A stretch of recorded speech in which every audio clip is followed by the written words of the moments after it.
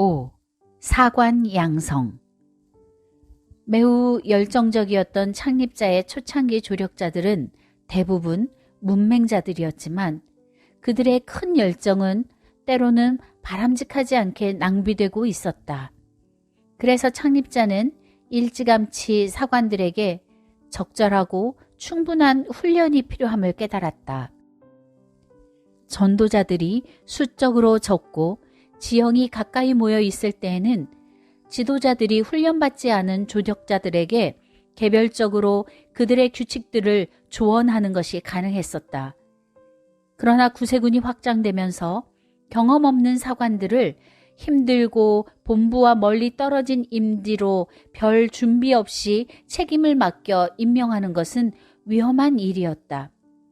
현실적이고 실용적이면서도 사관들이 다가가야 하는 사람들과 별개의 것이 되지 않는 훈련과 교육 도구를 어떻게 제공하느냐 하는 것이 해결되어야 할 시급한 문제였다.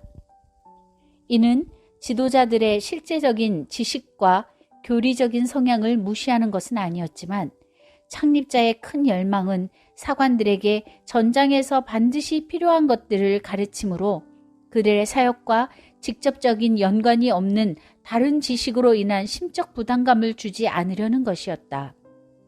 사관을 양성하기 위한 첫 시도가 1879년 맨체스터에서 있었는데 몇몇 젊은 청년들이 발링턴 부스의 지도하에 훈련받기 위해 그곳에 모였다. 1880년 5월까지 30명의 여사관 학생들이 거주할 숙소가 런던 해크니의 고어 거리에 개관되었고 곧 이어 남자 사관학생 숙소도 설립되었다. 창립자는 이렇게 말했다. 이 숙소에서 우리는 사관학생들의 진심을 시험할 것입니다. 이곳은 사관학생들이 성공을 위해 발전해야 할 필수적인 것들 중 자신들의 부족함을 거쳐야 하는 바른문으로서 사관학생들을 섬길 것이며 이 과정을 마친 후 사관학생들은 그들의 사역지로 되돌아갈 것입니다. 이렇게 훈련하는 것이 사관학생들을 피곤한 일상에서 무익하도록 만드는 것보다 훨씬 낫습니다. 1년도 채 지나지 않아 더 넓은 숙소가 필요하게 되었다. 런던 동북부 지역에 있는 클랩튼에 수년간 사용하지 않던 큰 고아원을 15,000파운드에 구입했다. 그 후 고아원 건물은 훈련받고 있는 400명의 사관 학생들이 생활할 수 있는 숙소로 사용되었으며 고아원 건물로 둘러싸여 있는 중앙의 사각형 부분은 8,9천 파운드를 더 들여서 수리하여 3,000명 이상이 앉을 수 있는 좋은 강당으로 개조하고 그 이름을 콩그레스 홀이라고 불렀다. 1882년 그 건물은 구세군의 소유가 되었으며 그 이후 덴마크 힐에 윌리엄 부스 기념 사관학교를 개교한 1992년까지 그곳에서 기쁨이 넘치는 수많은 열정적인 젊은 구세군인들이 전 세계 곳곳에서 이루어지고 있는 구세군의 사역을 위해 양성되었다. 콩그레스 홀은 수많은 사람들이 영적으로 거듭나는 장소로도 사용되었으며 구세군에서 주목할 만한 몇몇 집회를 위한 장소로도 사용되었다. 1970년에 그 건물을 매각했다.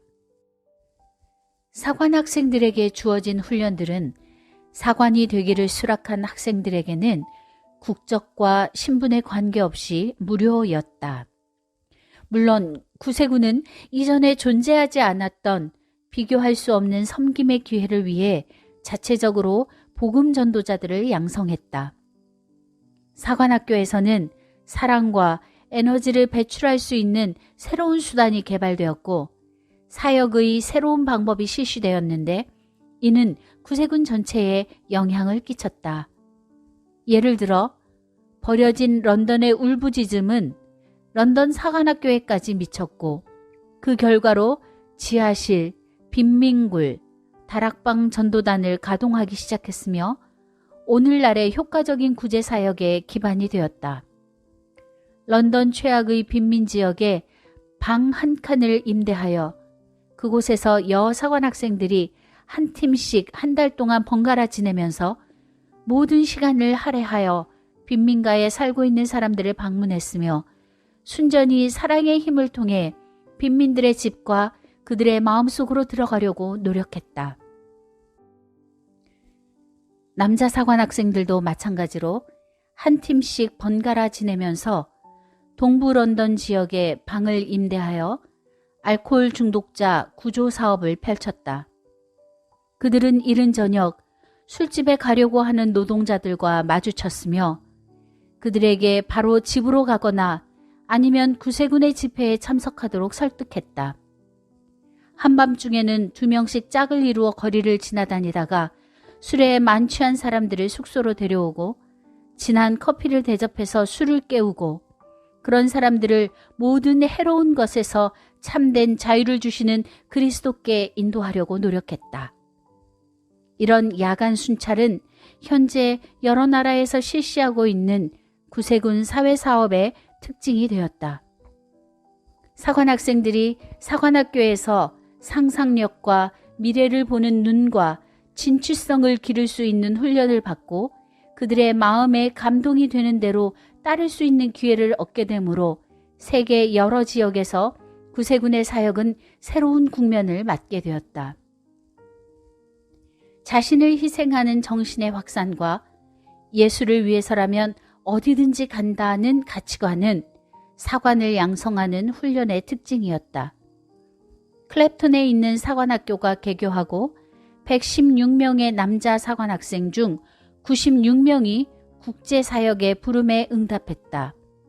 후에 한 여자 사관학생은 인도네시아의 나 환자들을 위해 자신의 삶을 헌신했는데 그녀는 나 환자들을 위해 임명받은 최초의 서양 사관이 되었다. 구세군은 결코 융통성 없이 규정에만 얽매이지 않았다. 창립자는 훈련에서 가장 큰 목적을 이룰 수 있는 최고의 방법은 경험이라는 것을 깨닫고 여러 가지 제도들을 시험해 보았다. 클랩톤 사관학교가 개교한 이후에 이어 여자 사관학생들의 모임으로 구성된 플라잉 스쿼드로는 승합차나 사륜 경마차를 타고 전국 방방곡곡을 찾아갔다. 그 후 도보와 마차를 타고 영국 시골을 순회했던 남자 사관학생들로 구성된 라이프 가드가 생겼다. 이런 순회 전도를 통해 사관학생들은 시골 마을과 오지에 복음을 전했다. 한때의 사관학생들은 사관학생 훈련소에서 훈련을 받으며 중앙지방에 소속되어 사역하거나 영문 담임사관들의 지도를 받으며 생활했다. 그 이후에도 이와 같은 전도단은 런던의 대형 영문에 소속되어 활동을 했다. 사관학생들의 교육과 훈련 과정은 이론 교육과 현장 실습으로 나누어 실시되었다.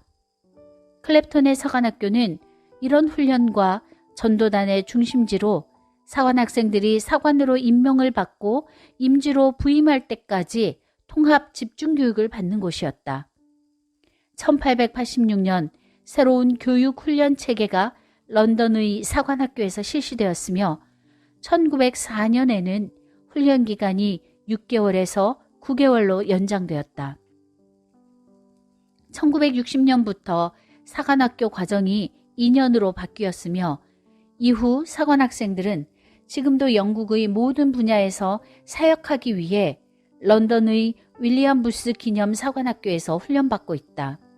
창립자는 미국인들은 미국에서 영혼 구원을 위해 싸워야 하고 프랑스인들은 프랑스에서 복음의 전파자가 되어야 하며 인도인들은 인도에서의 사명을 감당하는 것이 가장 중요한 원칙이다 라고 말했다.